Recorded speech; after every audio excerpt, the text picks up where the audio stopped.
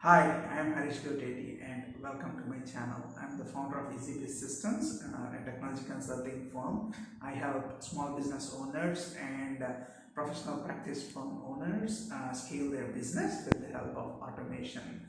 Today I want to share a story about why I chose to become a business process automation expert and a consultant while I could do 100 other things. I got this question from a couple of people, so I want to share a story on why I chose to become a business process automation consultant than do anything else.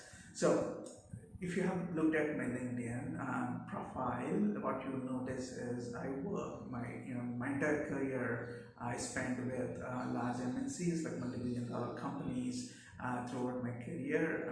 So working in different roles, before I actually jumped out and I quit my job and started my own consulting firm. So over the years, I did a lot of roles and a lot of products and stuff like that. But what I really want to focus on is when I think back, I really wanted to understand what triggered my passion about automation, and what I found is this. So that's what I want to share today.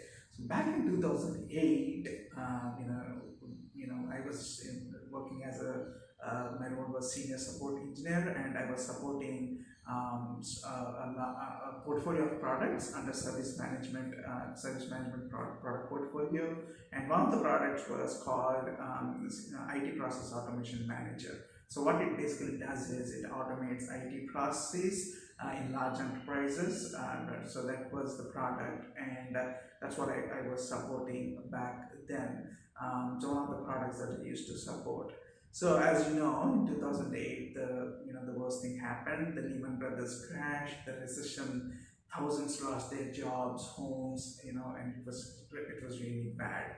And I believed, I just thank God I did not have any impact, and because I believe that if I add more value to the company I work for than anyone else, I should be safe, and I did that, and luckily I did not have any impact. So one of the things that I used to do throughout my career, and which I don't see any developer or any engineer doing today, is really focusing on or paying attention to the sales numbers of the product they develop, support, sell. Not sell.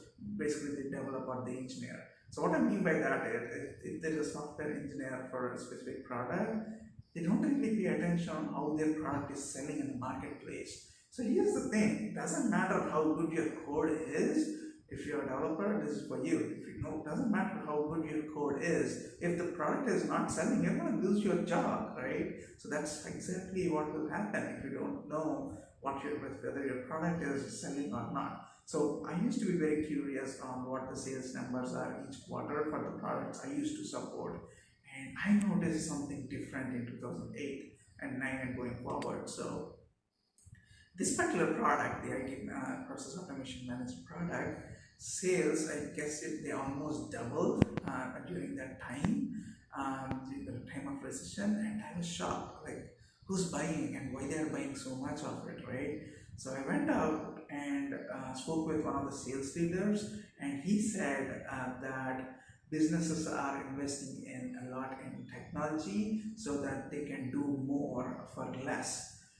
Then what I really understood is this, and he said that particular product can easily replace 2 or 3 IT people, full-time IT people, because and it runs 24/7 and not 8/7. So that was my big aha moment. Like, wow, that is what businesses need. They really need to be able to do more for less, and the only way to do it is through leveraging automation. So that was my big aha moment. From that day forward, what I did is I learned everything I could about process automation, the technology, played with hundreds of software products in that space.